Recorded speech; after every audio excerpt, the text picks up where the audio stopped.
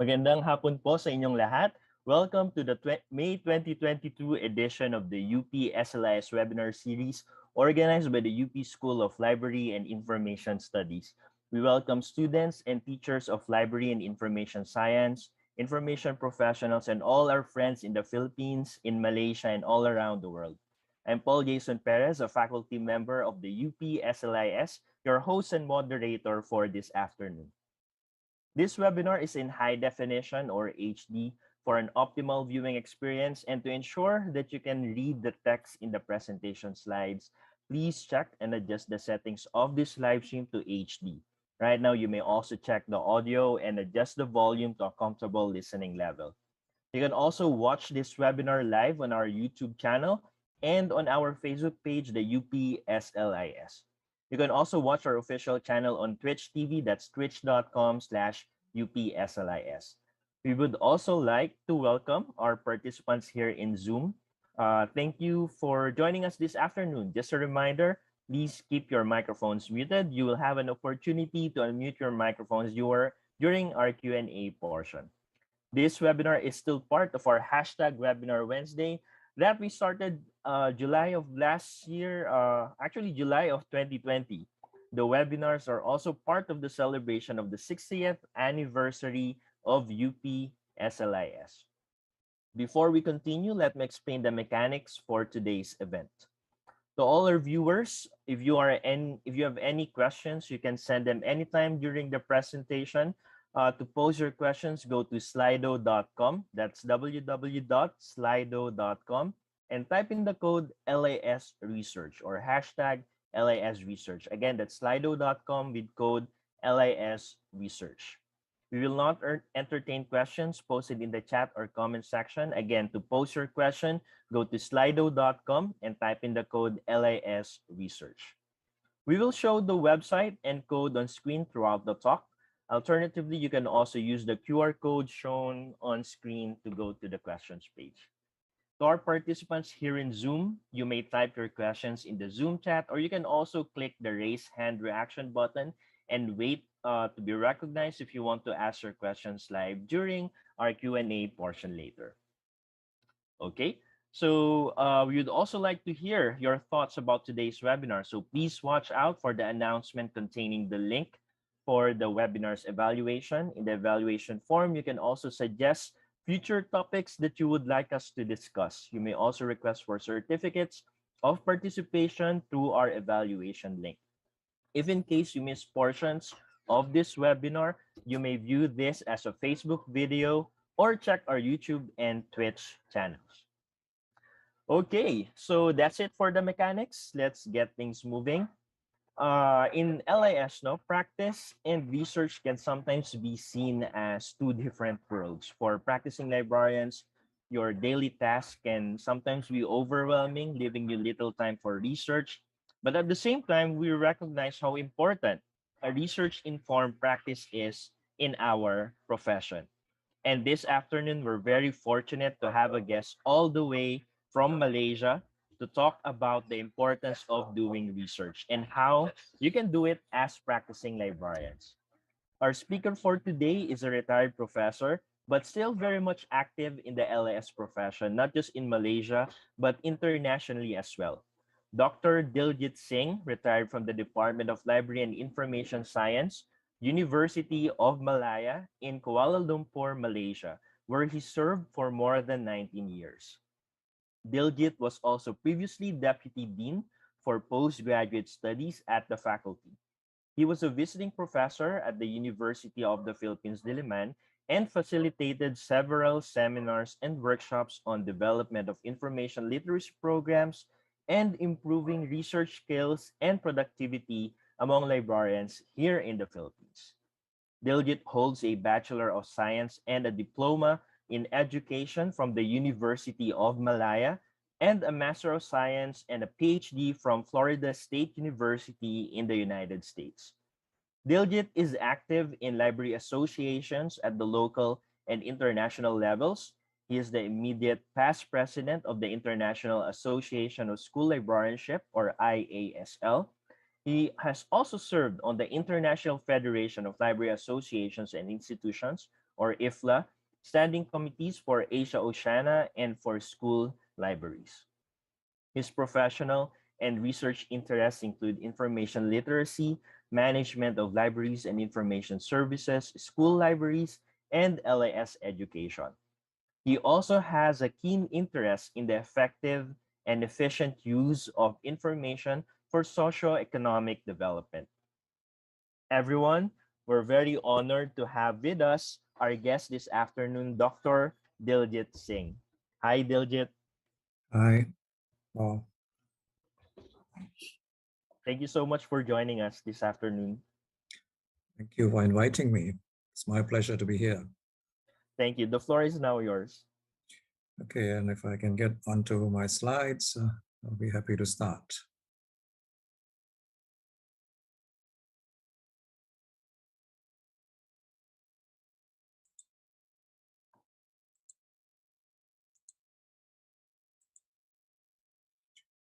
Okay, can you see the screen? Yes. All right, okay. Well, good afternoon, everyone, and thank you for joining us in this webinar Wednesdays. I want to congratulate UPSLIS for having this series of webinars once a month. I think it's a wonderful initiative in providing continuing professional development for librarians and for other groups in there. And I want to thank Professor Paul Perez and Dean Mary Grace for inviting me to this Wednesday session. I'm not able to move my slide. Let me try this way. Okay. Well, thank you for inviting me. As Professor Paul said, I have been to the Philippines a number of times. I'm trying to, and still trying to encourage more research to be done. I have been involved with research for LIS for many, many years. First as a teacher of research as well as doing research. But over the last few years, been involved with IFLA in terms of promoting research among librarians and others in there. So it's a pleasure for me to be sharing some of my thoughts about being a librarian, but at the same time, being involved with research. As Professor Paul said, there may be practicing librarians who are busy with their day-to-day duties, but at the same time, research does play a part and can play a part in that. What I'd like to do in this presentation is basically to encourage the listeners in here to be more involved with the research by practicing librarians as well as others in there. And I understand that there are some students of LIS also in the audience. So you're going to be the future librarians. And as you move ahead with your career, as you move forward with your career, uh, please do give some thought to research too. There are various ways of being involved with research, which I'll share in some of the later slides. But I hope that you will be thinking about research, you will be getting involved with research in many different ways in there. Uh, just a point of clarification, I'm using the term here librarian, but I'm also interpreting it widely to include students who are currently enrolled in the LIS program. You may not be a librarian right now, but you will become a librarian in the next 1, 2, 3 years, whatever time you set yourself. Also, for those who are working as librarians or in related professions, I think it's also important that you be involved with research, and that is going to be my focus of it today. But even the LIS faculty members, whether you're from UP or from other universities, I think you also have an important role to play in encouraging research, being involved with research. I know all faculty members are required to do research, but there are ways of also encouraging others to be involved with research. And I don't know if there are any retired librarians who are in the audience, but who may still be interested in doing research. I think Retirement from work does not necessarily mean you stop doing research. You may be stopping from working from an 8 to 5 job, but at the same time, there are lots of other things that you can still be involved with, as I am. Uh, so it's the term librarian here is interpreted widely, and even there may be others who are not officially classified as librarians, but who may be interested in doing research. You're welcome to get some ideas from this presentation and follow up with those that you think are relevant to you. Okay, let me give you a little bit of background in terms of why I think research is important. Traditionally, the roles of libraries have been to acquire materials, to organize them, catalog, classify, and make them available in physical forms. And these could be books, magazines, journals, audiovisual materials, and these days, even with online databases that provide information. That has been the main role of the library. Of course, there is also the role of storage and preservation of physical items because people deposit, libraries acquire those items, and some of these may be 20, 30, 50, even 100 years old. But they are available in the library. And usually the library is at one place.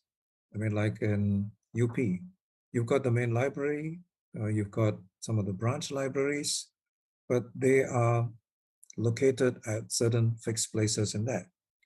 And what happens is that the users have got to come to the library. They physically come to the library, although these days you find that remote access is becoming common. And when they come to the library, they actually have to physically search for the materials to access the materials that are in there. If you want a book that is on a particular topic, you may have to go to the third floor, walk up to the third floor and find the book that you're looking for in there. And the role of the librarian was usually as the custodian of the resources. They were in charge of making sure that they were organized, they were well kept, they were not taken away without permissions, and so on. So the librarian had a particular role in the traditional form, in the traditional library in there. As time went on, things changed a little bit. The role of the librarians became more of helping users to meet their information or recreational needs. People would come to the library and say, I want to find information on some topic. And it would be the librarian who would help them and say, well, this is where you can get it. We have these resources in there. If you want some other resources, we can help to get it for you through other libraries and so on. Librarians were also involved to a certain extent in management, in the planning of the services, in organizing the services. And as you went on to higher senior levels, you would also be involved with managing human resources because you may have a staff, whether it's of one or whether it's a staff of 100, you would become involved with managing those human resources in there. And then they would also be involved with user services, acquisition of materials, organization of them, instruction in terms of information literacy or library orientation. Some would also be involved in the reference desk in terms of answering queries of patrons who would come to you and say, where can I find that information? Or what's the best source of information? Or do you have materials on such and such a topic? Well, that would be one of the roles of the librarians in that. And some of that would also be involved in the technical services. In the organization, cataloging, classification have been there for a long, long time. In recent years, technology has also become important, and there are those who are involved in making sure that the IT services are working optimally in there. And there would probably be other roles of librarians too, as in working in the library. But what is happening is that libraries are changing. And I think those of you who have been in the profession for a long time would be able to see it. And even those who are new to the profession, you may see some of the changes from what you have experienced 5, 10 years ago.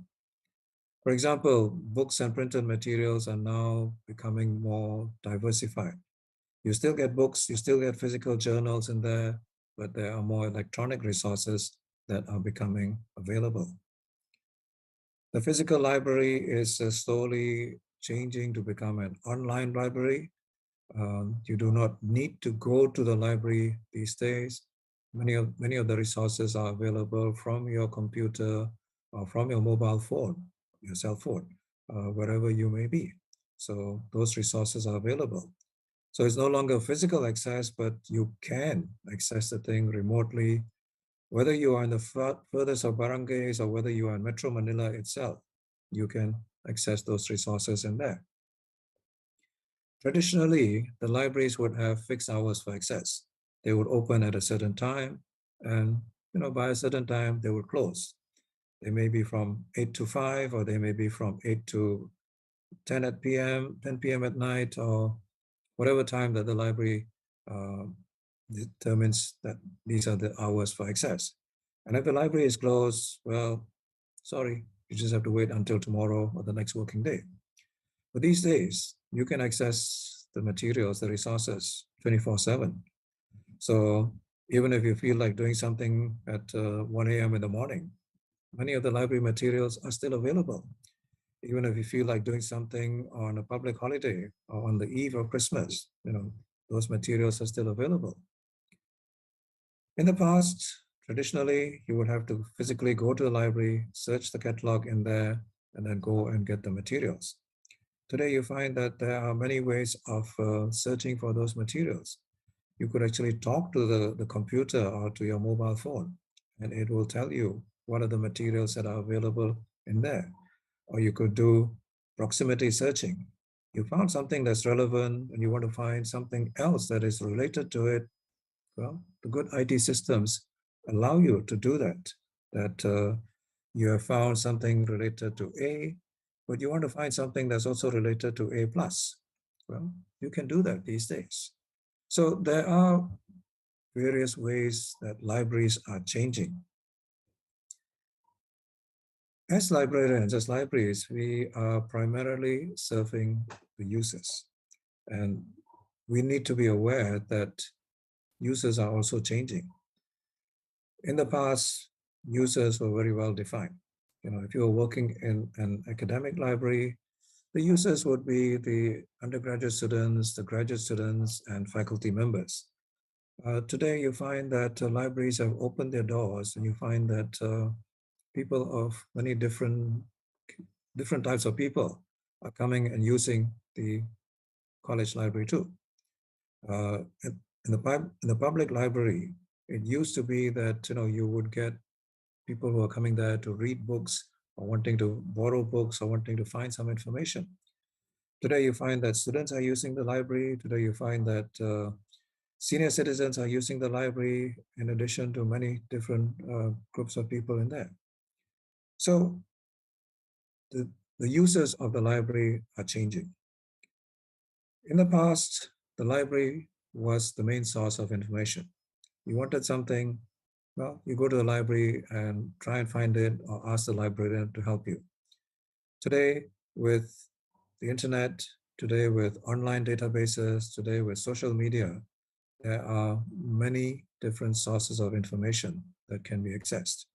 The library has become one of the sources, although we are trying to say that it is still an important source of information.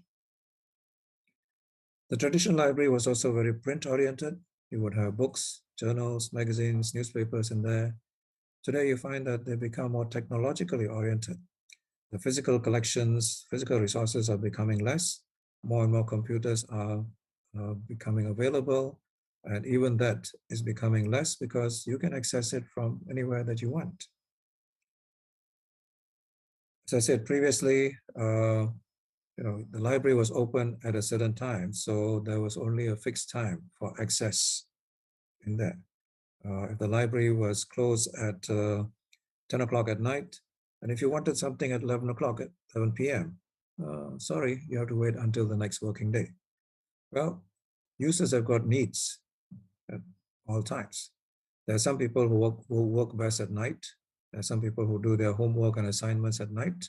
So they need access at 2 a.m. in the morning. And with cafes and others open almost 24 hours a day, you find that somebody may be working in Starbucks or some other place and say that, I'm working on my assignment and I need access to that information. Well, the library is now, to a certain extent, able to provide that information.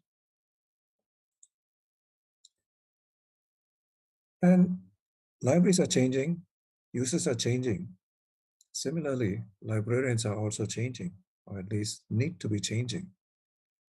In the past, librarians' focus was on the acquisition and cataloging, classification of resources in there. Today, you find that they have got multiple roles in there. And I think this has become very evident in the last 2 years when we've had the COVID crisis, that librarians are also playing the role as counselors. They're also playing the role as helping people find the resources that they need, get the help that they need during the times when things were difficult in the past 2 years. In the past, the librarian was the gatekeeper. You had to access, you had to talk to the librarian to get to whatever you wanted to. If you wanted certain information or you wanted access to certain materials, the librarian would be somebody that you would need to get help from. Today, the librarian is more as a facilitator. They are able to help. Their role is to help people find the information that they need. So they no longer sort of control the access, but more in terms of helping people to find the information they need. In the past, librarians would work fixed hours. Most of them would work from 8 to 5, or there would be some who would start late and work until 10 o'clock at night. But these days, there are librarians who are working at night. I mean, just like I think you know better, call centers are open 24 hours. There are also librarians who are accessible 24 hours a day. They may not be working 24 hours, but by rotation, there are some who are accessible late at night or at the early hours of the morning. So the role of the librarians is also changing in there. So we need to keep in mind that libraries are changing, librarians are changing, users are changing, and one that I didn't explain further, the information resources are also changing, and they will continue to change. What we have seen in the last few years will continue to evolve, will continue to change as we have more of the artificial intelligence coming in, as we have more of the technology coming in, as we have more different forms of technology being incorporated in the libraries. They will continue to change. Users will change, libraries will change, and librarians also need to change. So how does that affect us? How does that affect librarians? Well, we need to understand the changes that are taking place in there. And if we want to move forward, we want to plan for something, we need to have evidence. We say that users are changing, but what's the evidence? How do we know that users are changing? Especially if we want to convince top management that, sir or ma'am, the users of today are changing. And he or she may turn around and say, are they really changing? There's still students in this college and this university, but this is where you need the evidence for it in there. And importantly, as we need to plan for the future, we need facts, we need evidence in there. If we want to plan for the future and say that, okay, we need more computers or we need more technology, or if I want to change to an online system, okay, what is it that will help us make a case that we want to make the change? Well, if you have the facts and say that, X% of the users are now accessing the library materials from their homes through the technology, or everyone has a cell phone that they can use to access a thing. Well, they need not come to the library. They should be able to access the materials are in there. And if we have the facts and say X numbers or X percentage of them have that, then it makes our case stronger. And much of this evidence, much of this understanding comes through research. So that's why research is important in the library world too. Some may ask, well, research is meant for those people who are faculty members and those who are doing research and those who are studying for their graduate degrees and so on. How does research fit in with being a librarian? Well, let me try and put forward some of the reasons in there that why research fits in with being a librarian too. First, we need to understand what is research. I think most of us have gone through the research methods class or are going through it or have read a book on research. And we've come across these definitions in terms of what is research. Uh, some of the common definitions that are available in the textbooks on the internet sites.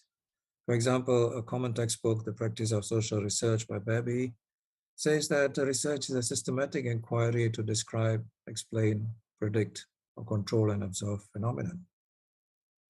Systematic inquiry, describe, explain, predict, or control. We look at some of the other definitions, for example, from the Department of Education in Australia. Research is the creation of new knowledge and or the use of existing knowledge in a new and creative way, so as to generate new concepts, methodologies, and understanding. The key words here would be new knowledge or use of existing knowledge in a new and creative way to generate new concepts, new understandings. I mean, these are just two of the definitions. There are many, many others that exist too. And you may have come across them in your textbooks or from your professors, or you may have come across them through the internet or other online resources in there. One of those that I find commonly used is coming from South Africa, where it says that research is an organized and systematic method of finding answers to questions. The key words there would be organize, that there is a plan, structure, or method to use. It's not just a random way of finding answers to questions.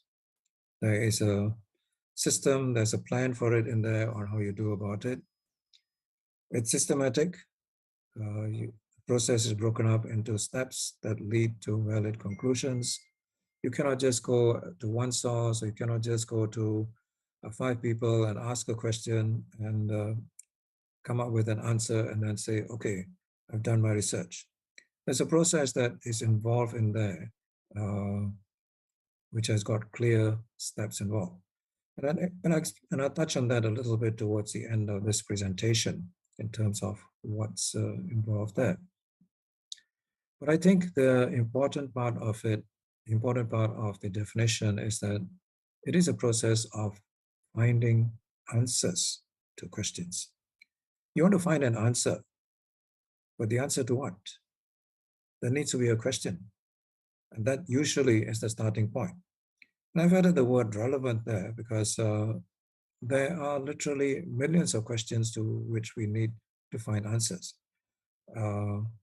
We could do it for a whole lifetime and we still wouldn't be able to find all the answers. So we need to identify what are the relevant questions that we want to find answers to. And that depends on where you're working or where you plan to work or what is the nature of the problem that you want to investigate and many other things in there. So there are questions that need to be addressed. You choose a relevant question or questions and research helps you to find the answers to it in there.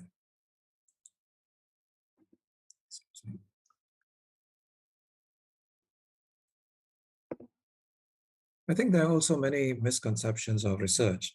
And what I want to point out is that what is not really research. Now, people say, I'm doing research, but it's not really research. The mere gathering of information is not research. In some of the high schools or even some of the elementary and middle schools, you get the students to go to the library and gather information. And they come back with you with a list of resources or some things that they have copied from the books in there or from the databases in there and say, this is what I found. They may consider it as research, but in our field, in our area, we do not consider that as research because there is no systematic way, there is no clear question that is being addressed. Research is also not the rearrangement of existing knowledge. You take things from 5 different sources, put it in an essay, and then submit the thing and say, I've done my research. No, that's not research in there. Research is also not looking for hard to find information. Something that, I can't find the answer in the book, I can't find the answer in the library, where do I get to it? So I go and ask people, or I go and look up the internet and so on. Well, it may be, but it's not really research in there. And neither is transferring facts from one location to another, something that has been done in a developed country or something that has been done in United States or Canada or even Malaysia, and you say, okay, we can apply that to the Philippines. Not really so.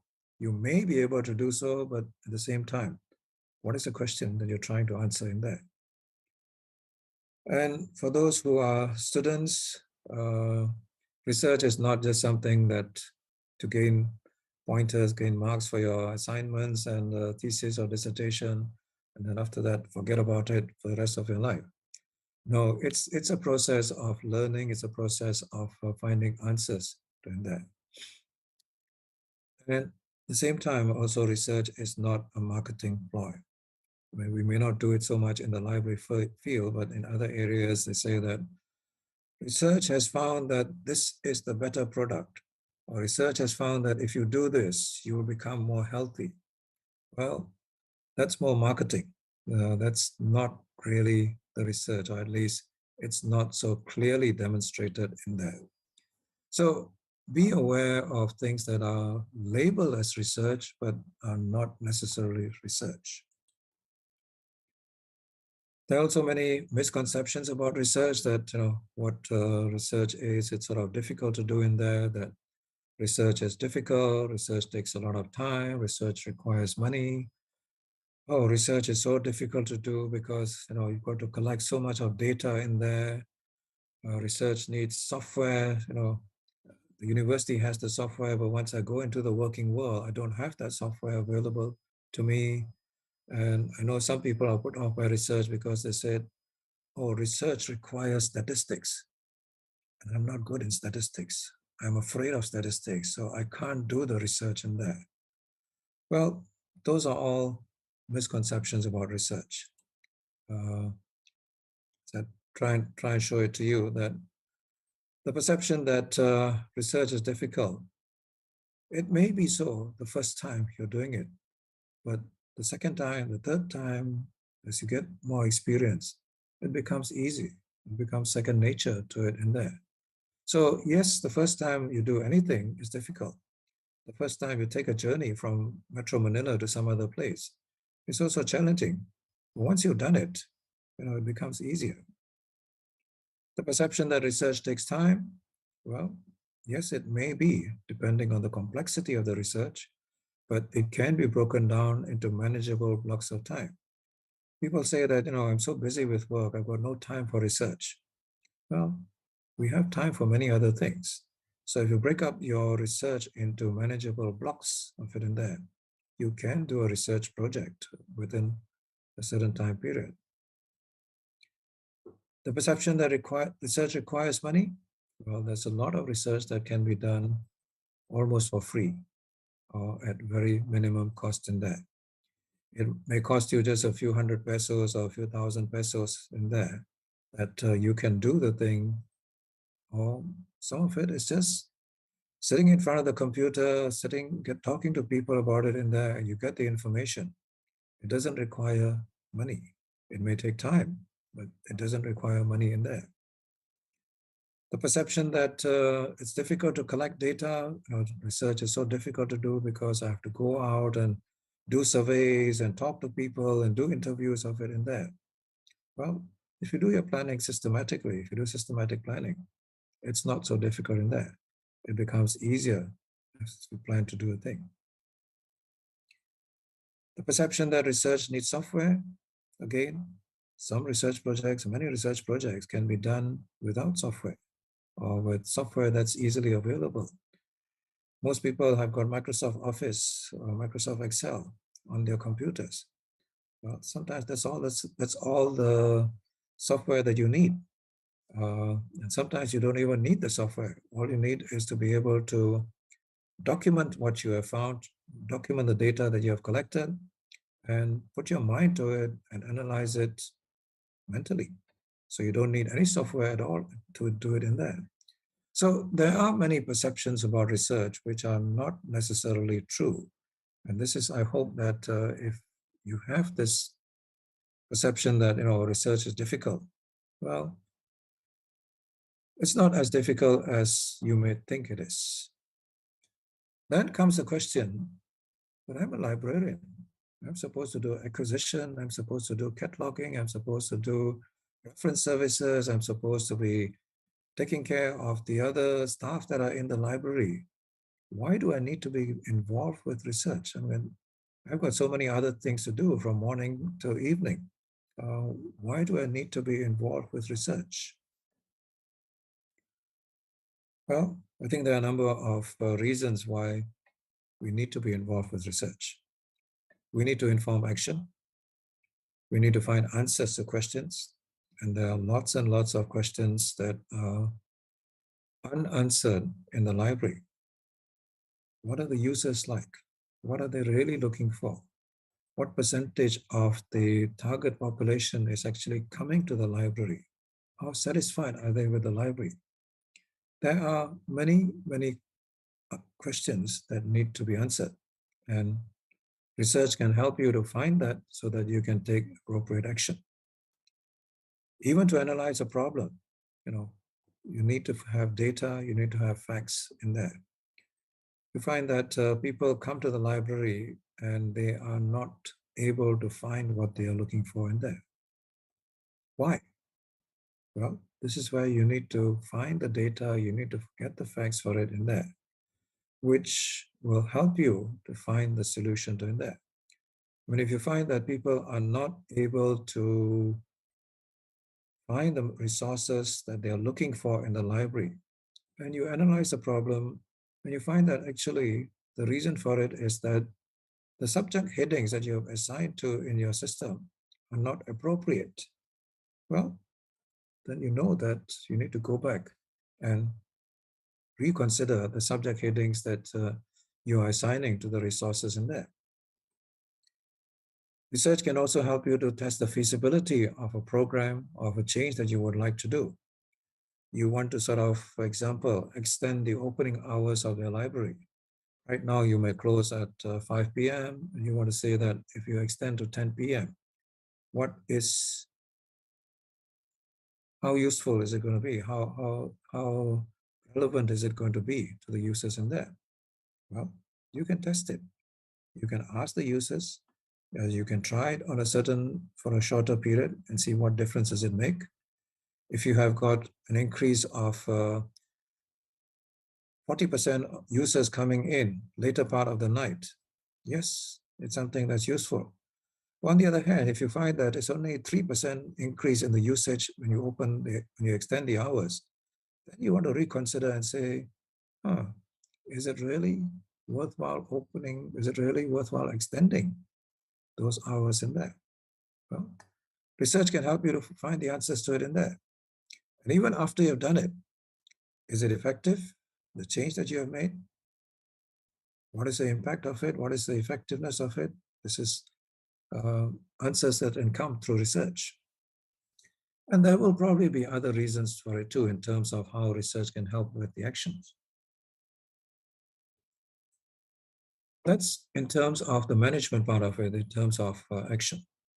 I think the other part of it, which is also important is to develop and advance knowledge in the library and information science area. As students, as those who have been working in the library area for a number of years, you realize that there have been many, many changes taking place in the library world. Well, how did this come about? Well, part of it is because knowledge has advanced, and some of that advancement of knowledge has come through research that has been done in there. For those who are working on their final year bachelor's projects or working on their graduate degrees, you are contributing towards it in some way. The knowledge that you are going to produce may be useful 1 year, 2 years, 5 years, 10 years down the line. What you may be contributing is one small amount, but that small amount is helpful to somebody, either to add on to the knowledge or to use that knowledge in some way. So you can be using that knowledge in many different ways, and that knowledge can come about through research. So why should you be involved with research? Well, you get support for a change or a project or a program, or you want to advocate for something, you need to support for it. Through research, you can make a case by strengthening the arguments, or providing relevant information, showing the benefits of it in there. You can even use it to confirm or to challenge some of the assumptions and beliefs in there. Sometimes when you want to convince people, they have certain assumptions, they have certain beliefs of how it has been done in the past, and they would like to continue doing that way. Well, research can either help to confirm the thing or challenge the thing and say, sir, ma'am, that's no longer valid today because our research shows things are different. And this is where statistics, anecdotes, examples come in to support the case of what change you want to bring about, something that you want to do differently in there. Then also, research can offer cost benefit arguments. Any change that you want to make in there, there's a certain amount of cost to it in there. And your management may not be willing to put out that few thousand or even a few million pesos that are involved in there. But if you can show them the benefits of it in there, uh, this is where they may be willing to reconsider the thing and say, okay, I think we can make that change. We don't mind giving you the budget to make that change in there. So there are many benefits to being involved with research. Okay, so going back to the question, I'm a librarian. Why do I need to be involved with research? How do I get involved with research? Well, I think librarians can be involved with research in many different ways.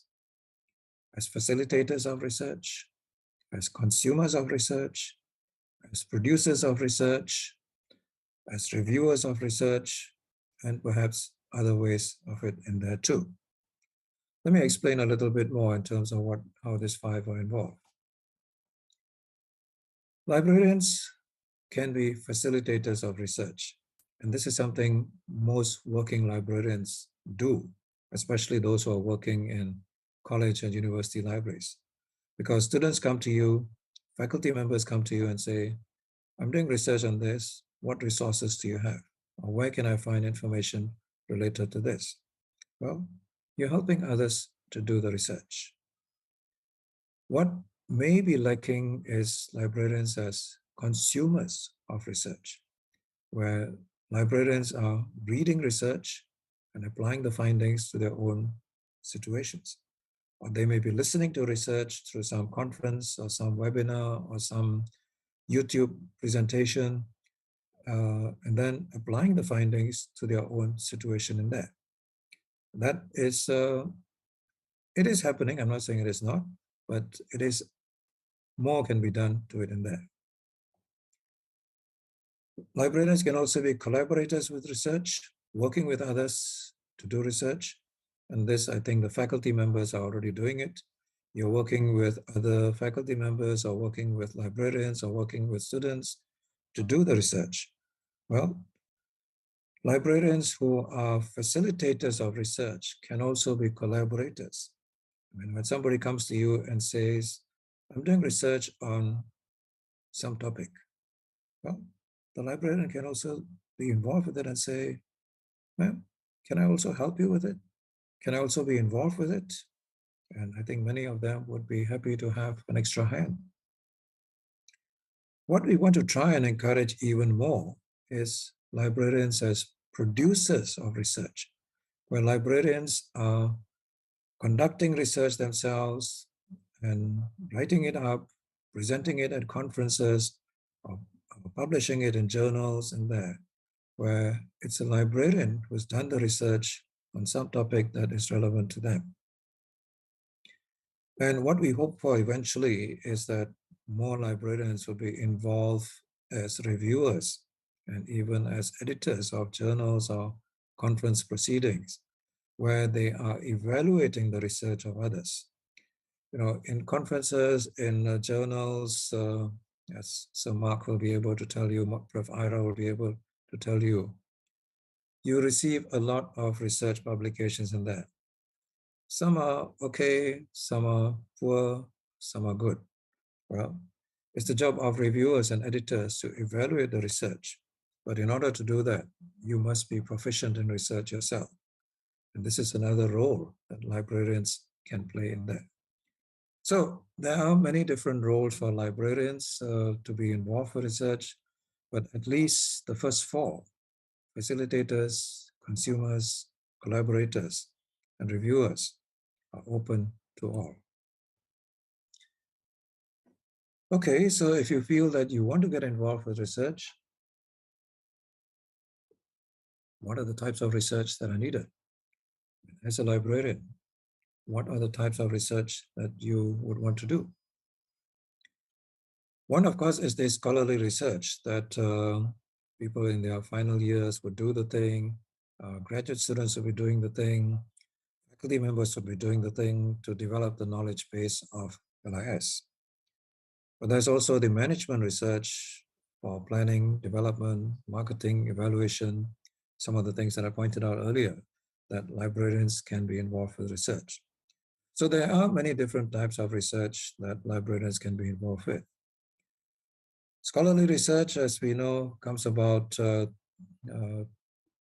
is presented in the form of dissertations or theses, as journal articles, as conference presentations that go about in there. There's a lot of information that's available. There are literally hundreds of journals that carry articles with new knowledge, including the Philippine Journal of Library and Information Science, which I think has started off well in the last few years and is doing well. There are many conferences that take place in the Philippines, Plai, Paal, Pasli, many others. And there are conferences in the region, which you don't have to travel very far.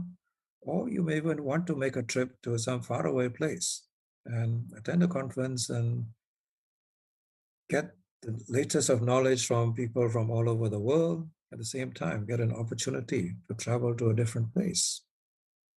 It's a learning experience too. There's also the management research that we need in terms of planning for understanding users' needs, in terms of managing or developing appropriate collections and services.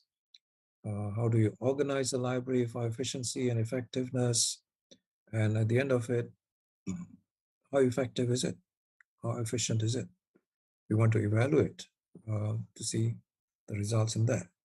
So there are many different types of research that are available. So what kind of research is actually needed in the library or by librarians? As I said, research for management and decision making, research for assessment and evaluation, research for development of the knowledge base of the profession. There are literally many, many, many different types of needs that we need in relation to libraries. So it's really very wide open in terms of what research you want to do. And I think two important areas that have come about in the last 2.5 years or so. One is the role of libraries during COVID. We are all aware that during COVID, things were very different. Physical contact was at minimum. Most of the libraries were closed. Uh, People couldn't come out as much as they would like to. So, what was the role of the library during that time? And although in many places, including in the Philippines, the COVID is sort of on the decline, but at the same time, there are places that are still having a high number of cases. And what is it that the library can do during these times? But importantly, what can the library do after COVID? As the restrictions become less and less, as uh, the regulations are eased, people are slowly wanting to return to normal. But they say now this is the new normal.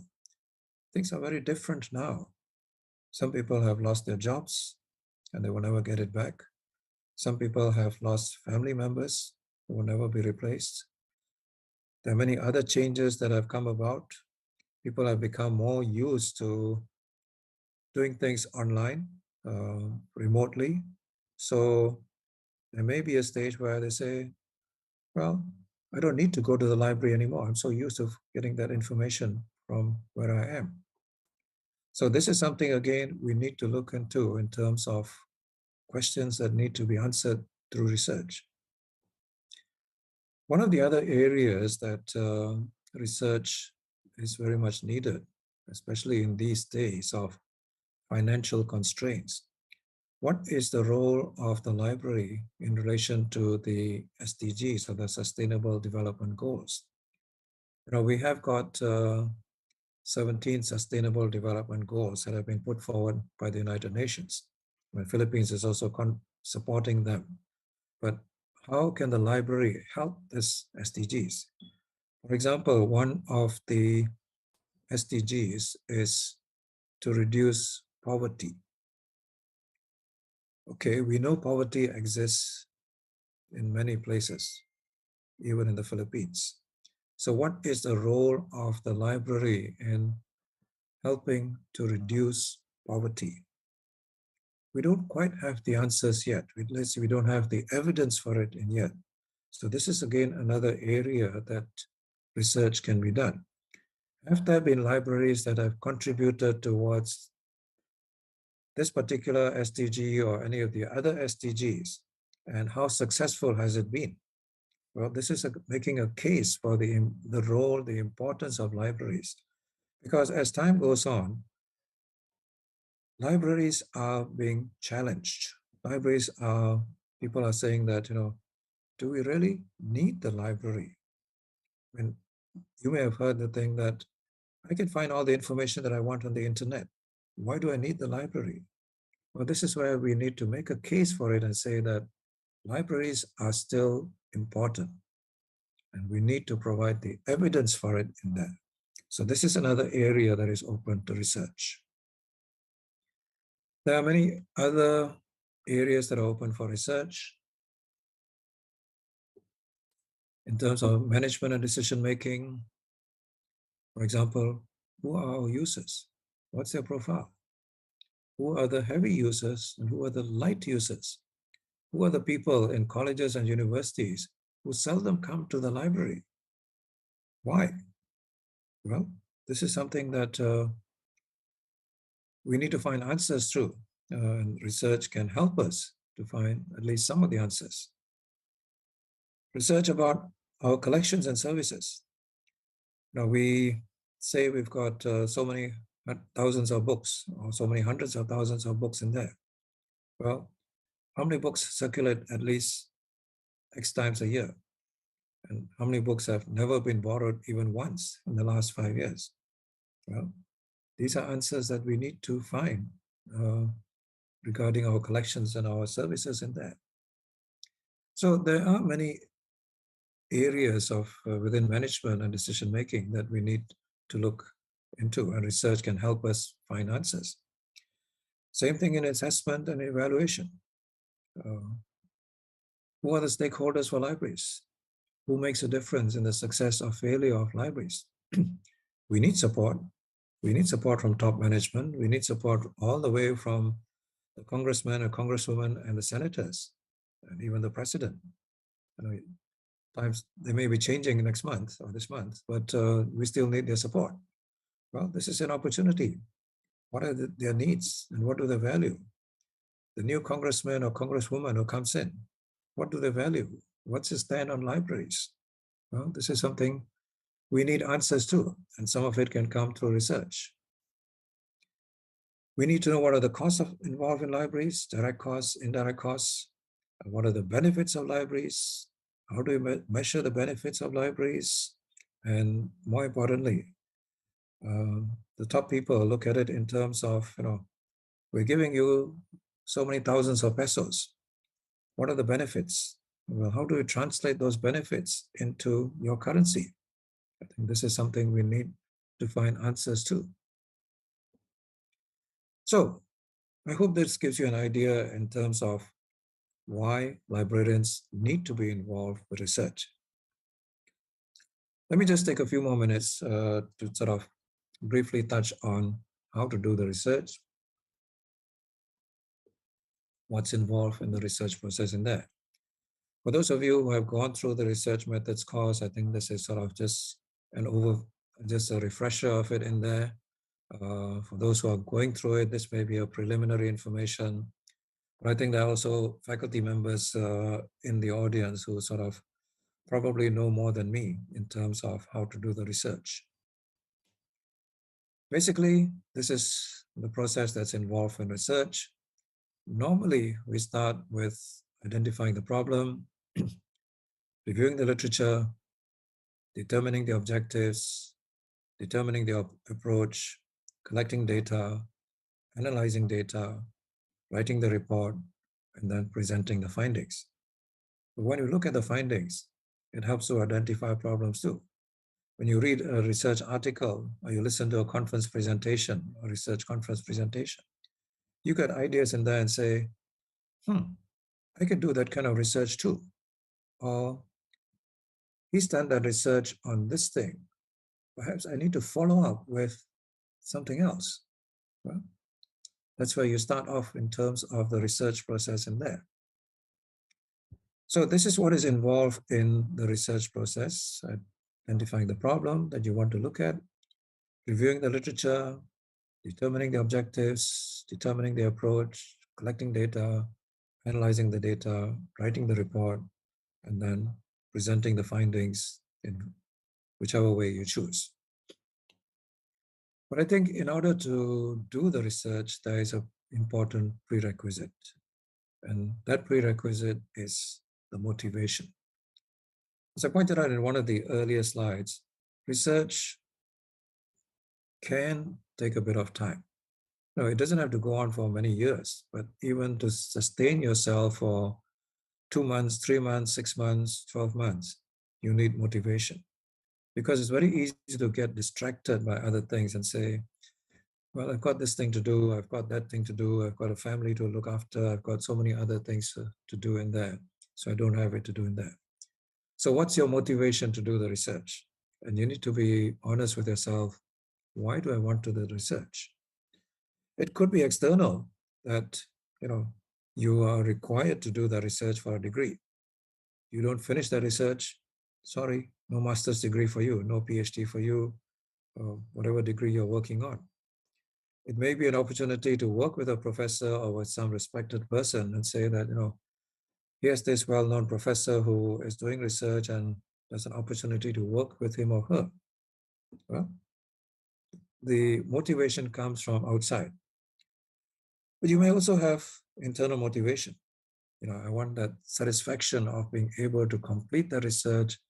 I want to present a paper at the next PLI conference. I want to present a paper at the next Consult conference. My research is so good, I think I can present it at the IFLA conference. Well, why not? You may also want it as a step for promotion. Once you have a number of research papers that you have published or presented, the interviewing board will look at it more favorably and say, this person is doing good work. Let's give him the next level of the job in there. You may want to do a conference presentation, as I said earlier. Uh, uh, the satisfaction of going to an international conference, the opportunity to go in there. For example, if somebody already has a paper that is ready for presentation, it may be a little late now because you may have missed the closing date, but this year's IFLA conference is being held in Dublin, Ireland. So if you feel like going to Ireland to see the churches there and the materials that are kept in the churches in there, this is a wonderful opportunity. Or if you would like to travel, next year's IFLA conference is probably going to be in New Zealand, which is nearer to the Philippines. So if you feel that, you'd like to go to New Zealand to present a paper, well, have some good research that you have. And you may have an opportunity to present at a real top international conference. So the point is that you need to have that motivation to do the research. So what's involved in the research? As I said, you start off with the problem. What is it that you wish to address? What's the evidence that the problem exists? And why is it important? It may be important to you, but it may not be important to the profession. It may not be important to others. So this is something you need to consider. Looking at the literature, reviewing the literature, what does the literature say about the problem? What is already known about the problem? And what still needs to be done? Because if the problem has already been addressed elsewhere, then what you're going to be doing is just repetition.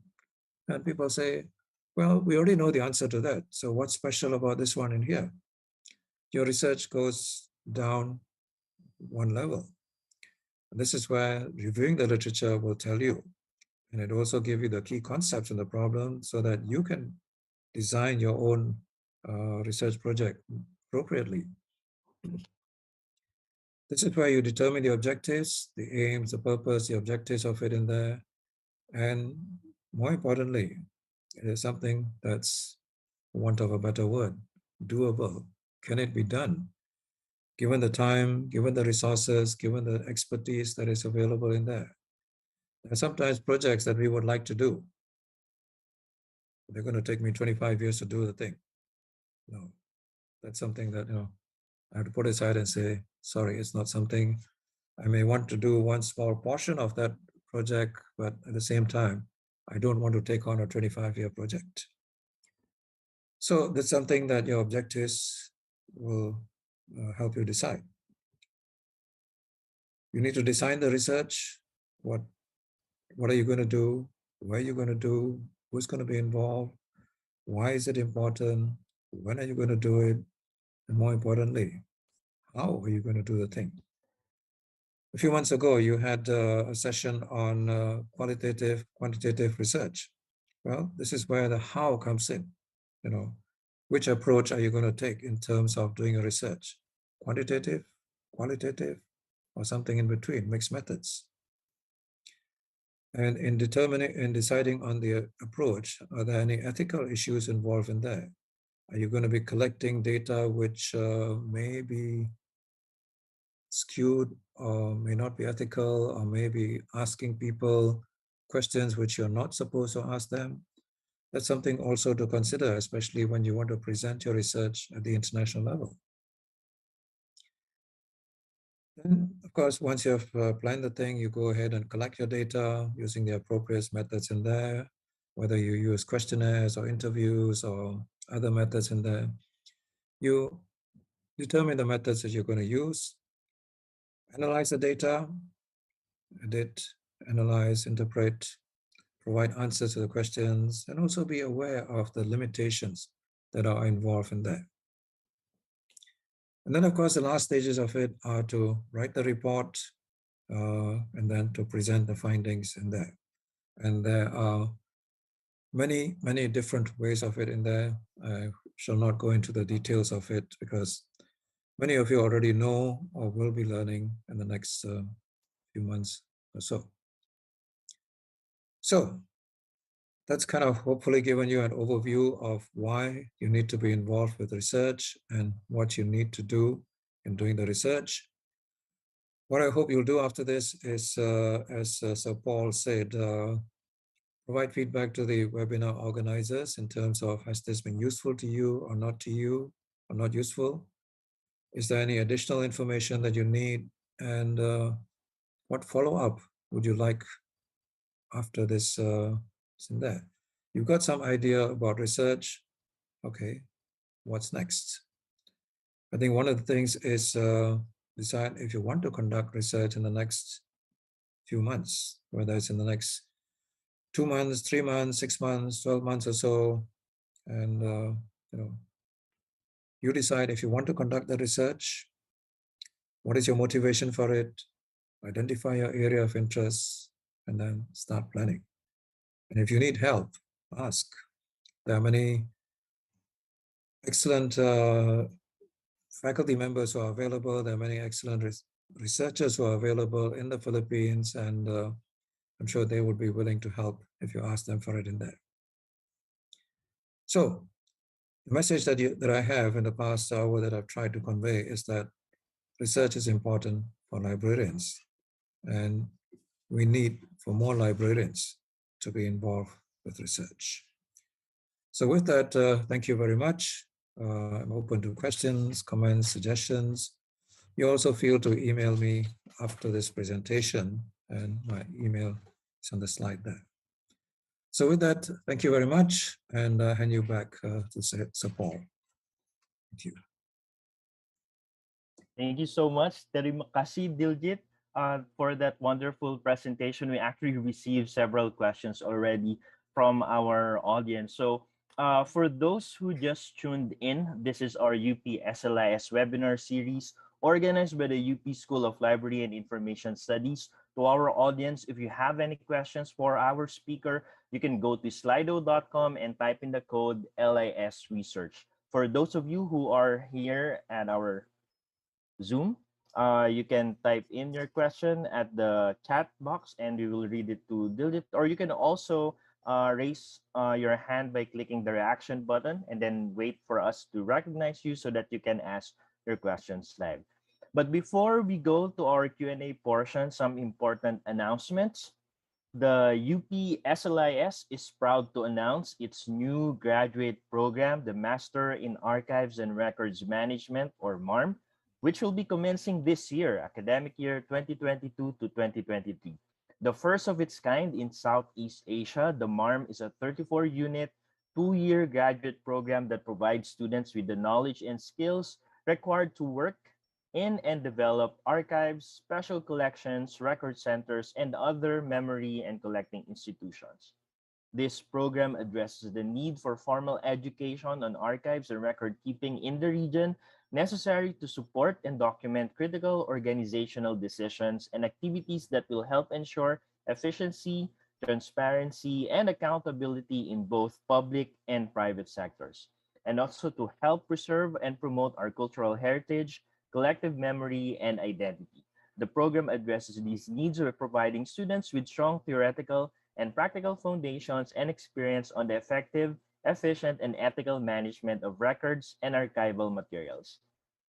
Further, as approved by the 166 UP Diliman University Council meeting, the MLIS Plan B thesis option has been replaced by the current MSLIS Plan B to reflect the redesigned program learning outcomes and to comply with CHED Memorandum Order Number 15, Series of 2019, as instructed by the OVPAA. In the new curriculum, those who have BLIS degree or prior LIS qualification who would like to pursue a graduate degree in LIS and choose the special problem option can apply for the MLIS Plan B. The UP SLIS continuously improves its academic programs to ensure that the demands of the discipline and the industry to provide solutions for information-related concerns will be addressed. The UP SLIS proactively aligns the curricular offerings with the interdisciplinary nature of LIS and the many ways it can address our information problems. So please visit our website, the upslis.info, for more information on our programs, BLIS, MLIS, MSLIS, and our new program, MARM. Applications for graduate programs has already started last April 18, so please follow and subscribe to our social media to be alerted of the latest announcements, and we look forward to seeing your applications. The UPSLIS is also pleased to announce the release of the second issue of the 41st volume of the Philippine Journal of Librarianship and Information Studies, or PHJLIS, formerly the Journal of Philippine Librarianship, or JPL. This latest issue of the PHJLIS contains articles on information literacy, critical librarianship, and health misinformation, a viewpoint article on preservation of Southeast Asian manuscripts, a review of works on social media and fake news, and an editorial piece on the progress and recent developments in the graduate education offered by UPSLIS. PHJLIS is an open access journal. You can view its issues at phjlis.org, and articles are available free for download. You may also submit your articles by logging in to the same website. If you have any inquiries, you may send an email to editor@phjlis.org. So to all our participants and to our audience who are interested in doing research, you may consider submitting your articles to PHJLIS. And also, we would like to thank those who have already purchased our SLIS coffee table book. Proceeds from sales will go towards the SLIS Building Fund. For those of you who have no copies yet, you can now pre-order for the next sprint run by going to bit.ly/SLISCTB. For those of you who have fond memories of UPSLIS or ILS or ILIS, we also want to know your best, funniest, weirdest, oddest, scariest, happiest memories in SLIS through a project called #IRemember. If you have something that you want to share, please go to iremember.upslis.info. You may also want to check our 60th anniversary online exhibition at 60.upslis.info.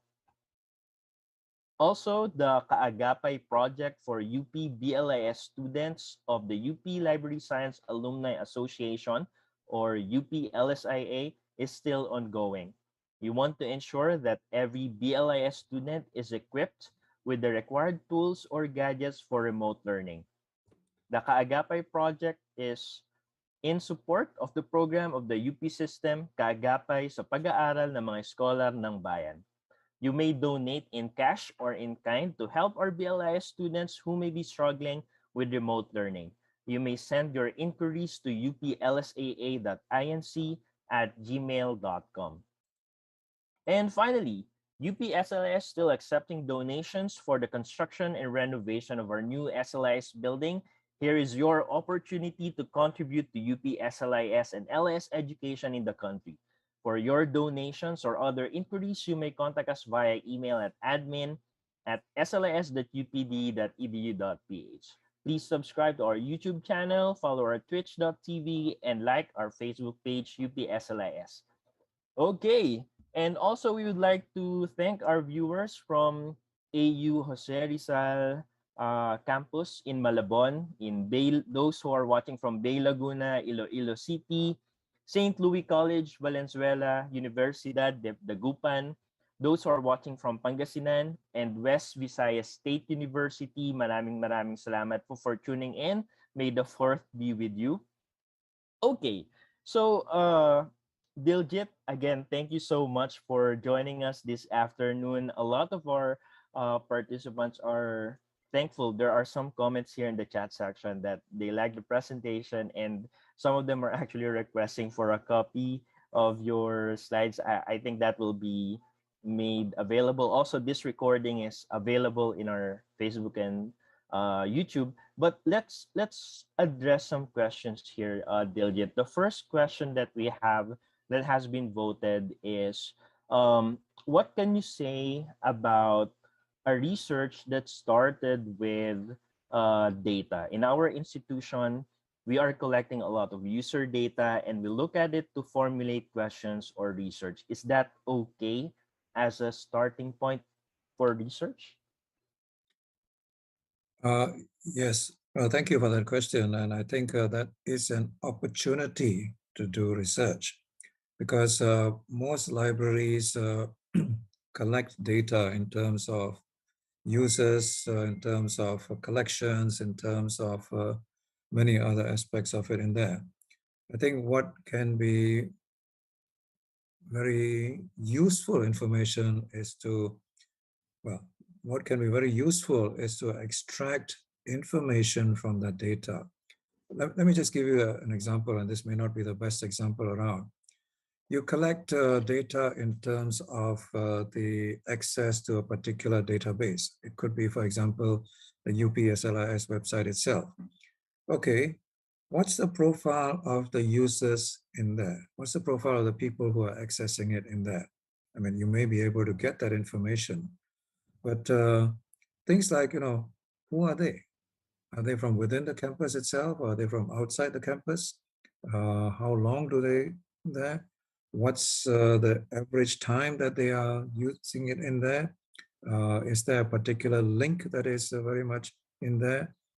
Because that will help you in terms of getting some knowledge and then to be able to build upon that knowledge to either improve upon or make better something that is already in there. I give you an example. Sometimes when we use social media or even when we use Google, we type in a search query. Somewhere in there, that computer has captured that information. And the next time you log in, it will show you some advertisement that's related to that search. For example, I may be looking for a particular book on some topic. Say, for example, I'm looking for a book on research methods. I go in there, I find the thing, by a particular author in there, I look at the thing and make a note of it and say, yes, I should go and look at that book at some point. The next time I log in, it will suggest another book to me. So basically, have you considered this book? When we go to, say, for example, Amazon.com, you order a particular product, but they'll send you a recommendation for something else. How do they know? Well, they've captured some information about me that is stored in their system somewhere, and they're then able to do it in there. So we can use that data that we already have to make things, to improve on things, whether it is the user experience or whether it is knowing something about the user or whether it is something about our collection or about our service in there. I think that that's a lot of opportunities that are in there. So while it may not follow the traditional way of, we start off with a question, we start off with a problem, but here is an opportunity for us to sort of go into it. Uh, that slide that I had on the research process going around as a circle, Yeah. you find that it sort of actually goes around in a circle. So in some places, you start, you can start with the data and you analyze the data, and then you present the thing, and then it leads to a problem. Your problem may come about that, just as a wild example, that it is basically the graduate students who are accessing this database.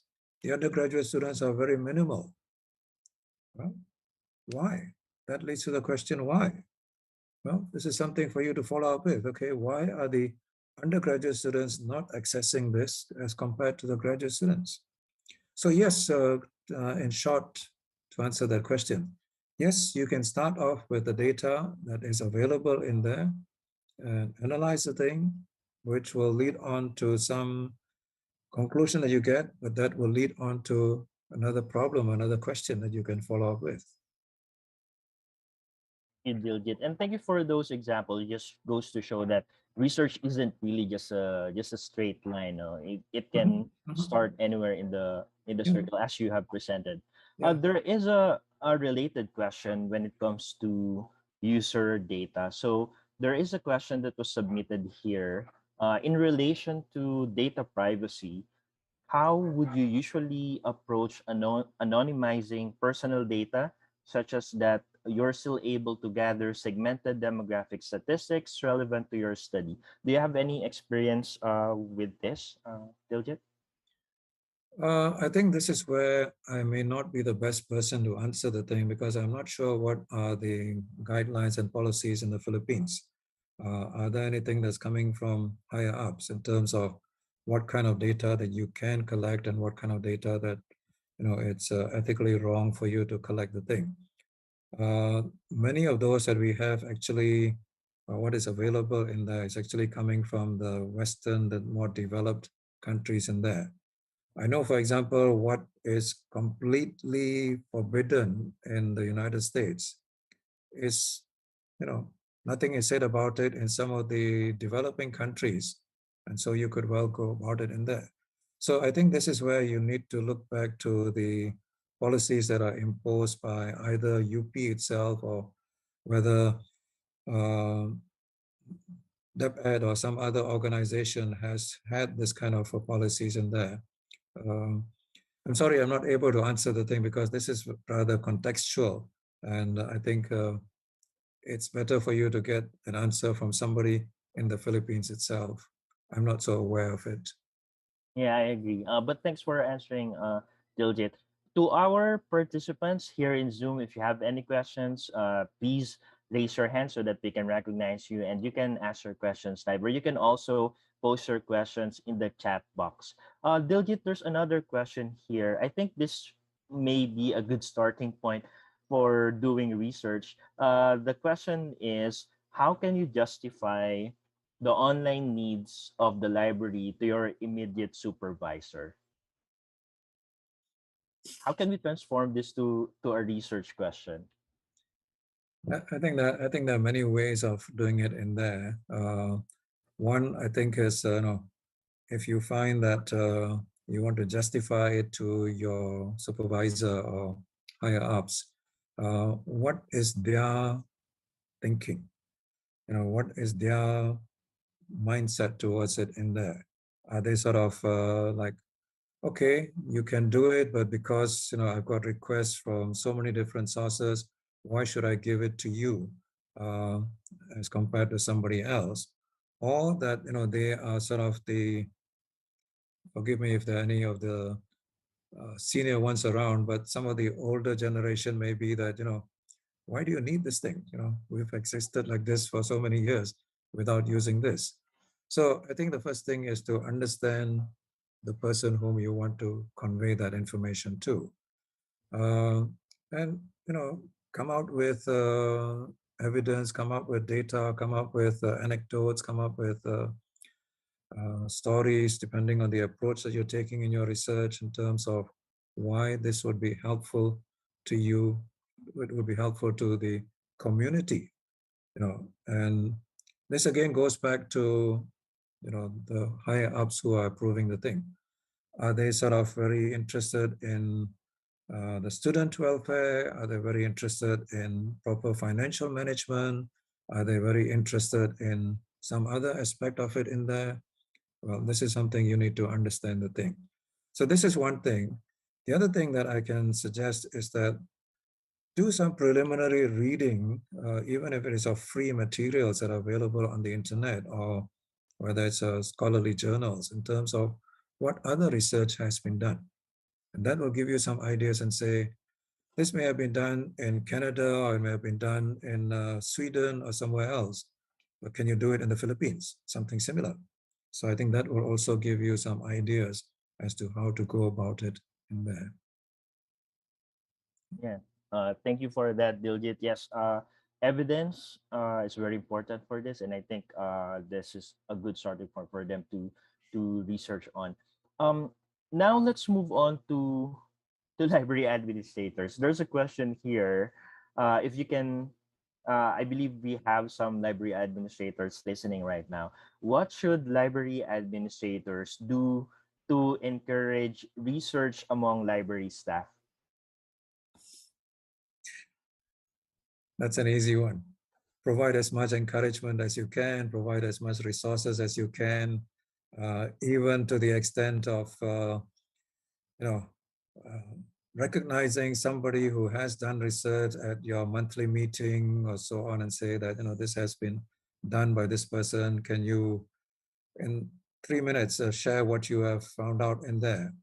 Uh, I think it's sort of one, basically, librarians at the junior levels need encouragement, need motivation, and need the resources to do the thing. So if they can be given that encouragement and motivation to do the thing, it will help them.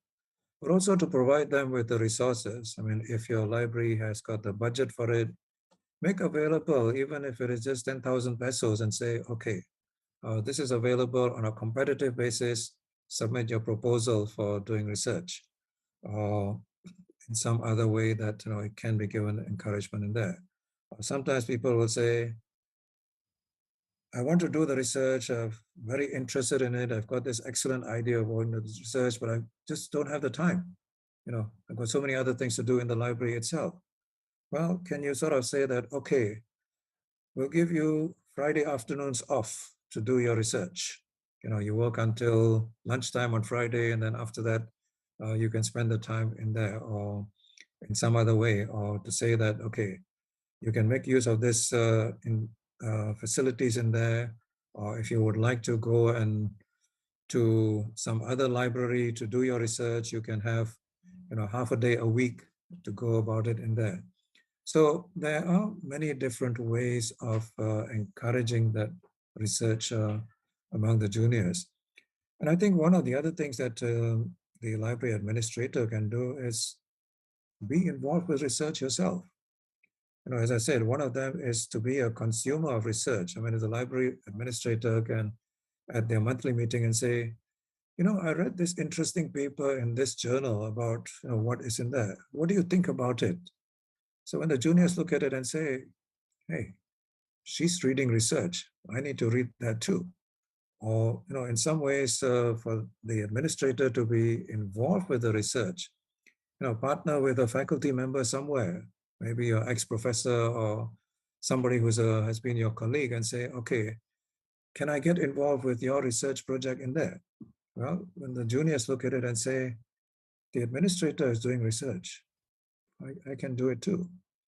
So I think there are many, many different ways in which administrators can encourage that research. I mean, provide the encouragement, provide the motivation, provide the resources, and you will see results. Thank you, Diljit. Yes, thank you for those examples. It just goes to show that it's not just the money, but if you can also encourage and also recognize the junior librarians doing the research, it can really go a long way. There's another question here. The person who submitted the question said, to Professor Singh, you mentioned during the presentation was that one of the prerequisites of doing research is motivation. Can you give us what other encouragement factor to increase our motivation to do research, especially in our own field of interest? I think there are many ways to motivate yourself. I think, I mean, that person can communicate, can contact me later, Derek, and maybe I can address personally. But at the same time, I think there are many ways in which you can motivate yourself. What is it that you would like to do? Is it because that it will help you get a promotion? Is it because that you would like to see your name uh, in the journal, something that's published in PHJLIS, and see your name is there, and that will be recorded in perpetuity. 20 years down the line, your children will be able to look at it and say, mommy wrote that paper. So it can be many different forms of motivation in there. Sometimes it's sort of external, that is coming to you. Somebody comes to you and says, can you help us with this project, or would you like us to get involved with this project in there? There's an opportunity of it in there. Sometimes it's something that you are very passionate about because you have been working in that area and so on. One of my first, I mean, my doctoral research project was about school libraries. Why? Because I've been involved with school libraries for a long time. And while I had the opportunity to work on practically any different area, but I chose about school libraries and doing it in there. And my research was about, looking at school libraries in different countries, an international comparative study of school libraries.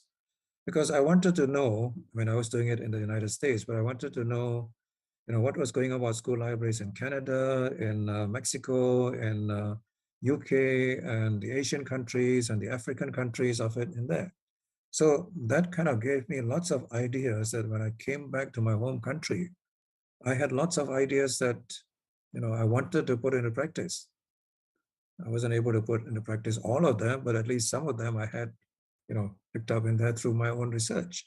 So it could be a factor that you want, this is what you would like to do in there. So I think in terms of, what exactly is it that motivates you, you need to look at yourself and say, what do I want in there? I mean, if your motivation is, I want to travel to IFLA conference in New Zealand in 2023, fine, work towards it that way. You've got 15 months to do so. Yeah. That's a So it really good depends, but I mean, motivation. the person who asked the question, feel free to contact me and we can talk further. Thank you, Diljit. And yes, for those who are listening right now, you can contact Diljit. You can also reach out to the UP SLS faculty if there are some research that you want to conduct. As Diljit have mentioned, the faculty is very much willing to collaborate with you and do some research because we're also required to do research. I think we've answered some of the questions submitted by our audience. For those who are here in the Zoom meeting, we still have a few minutes. We can accommodate a question from you. But while we're still waiting for a question, I'm just curious, Diljit, because right now, one topic that a lot of librarians are doing research on is, of course, the effect of the pandemic. So, as you mentioned in your presentation, it changed how we're doing our services. It's also changed how people are consuming their services, and it will also affect our services in the future. So, would you like to share? Do you have any current activities or research there in Malaysia? How did it affect the LAS profession in Malaysia? I'm sorry, I don't have any research. I myself am not doing anything on it in that area, but I know that there is a fair amount of research that has been done about how libraries are coping with the pandemic. Mhm. And there will be in the next few months also articles coming out in terms of what has been the effect of it, whether it's positive or negative on the library in there. I say this because the IFLA journal, of which I'm part of the editorial committee, has recently published something on the COVID, the effects on libraries, on the effect of COVID on libraries. So you may want to look at it in there, but feel free to search other sources in there in terms of what's available. I personally have not been involved with it, and I'm not at this time, I'm not so able to tell what research has been done in Malaysia about this. But if you ask me this question in 1 month's time, I'll give you a better answer because in the third week of May, we are having our Malaysian Librarians Association conference. And I think there are a number of papers that are being presented there about the impact of COVID on libraries. So after May 26, I will have a better idea as to what has been the impact in Malaysia. Well, thank you, and we're looking forward to that journal by IFLA. So thank you so much for sharing that, Diljit. Okay, so we've reached the closing part of our webinar, and again, Diljit, thank you so much for answering the questions of our viewers. And I know you shared your presentation with us. Would it be okay for us to send the presentation to our participants? Okay, Sure, no problem with it. thank you. And also, thank you to all our viewers in our Facebook page and YouTube. We have more than 62 viewers and in Facebook and more than 20 viewers in YouTube. So again, thank you for watching. You can, if you miss some portions of this webinar, you can catch it in the uploaded recording. So if there are no more questions, again, we would like to thank you so much, Diljit, for being our guest speaker for this May's webinar. And again, thank you so much to all our viewers and to those of you who joined our Zoom meeting here. So thank you. And thank you also to our SLIS faculty for making this event possible. Special shout out to our hardworking and ever reliable tech team, Professor Nathan Isip, Professor Mark Santos, and Professor Dan Dorado, for managing the tech side of this event, to Professor Johan Frederick Cabab and Mr. Dij Paul Reyes for their work on the graphics and publicity materials. We'd also like to thank our Dean, Professor Mary Grace P. Golfo Barcelona. And also, to give feedback and to request a certificate, please don't forget to register using the link shown on the screen. This link will only be active for a month, so make sure to fill out the form before it expires. You can still leave an evaluation at any time. If you miss portions of this webinar, again, you may rewatch it as a Facebook video or check our YouTube channel and our twitch.tv. So please follow us at our official Facebook page, UPSLIS. Subscribe to our YouTube channel and our Twitch TV channel. That's youtube.com/UPSLIS and twitch.tv/UPSLIS. Or visit our website, that's upslis.info. You can also catch our other online talk shows on YouTube. We have For the Record, Faculty Room, and the student-produced digital scholarship lecture series, Coffee Break, Reflections and Conversations, and Off the Record, a student-led spin-off of For the Record series that discusses key concepts in archives and records management. So if you like our videos on social media, don't hesitate to share it. And so again, thank you for attending our webinar Wednesday for May. This concludes our webinar. So see you on our next webinar for June. Maraming salamat po. This is Paul Jason Perez, your host and moderator, signing off. Bye-bye.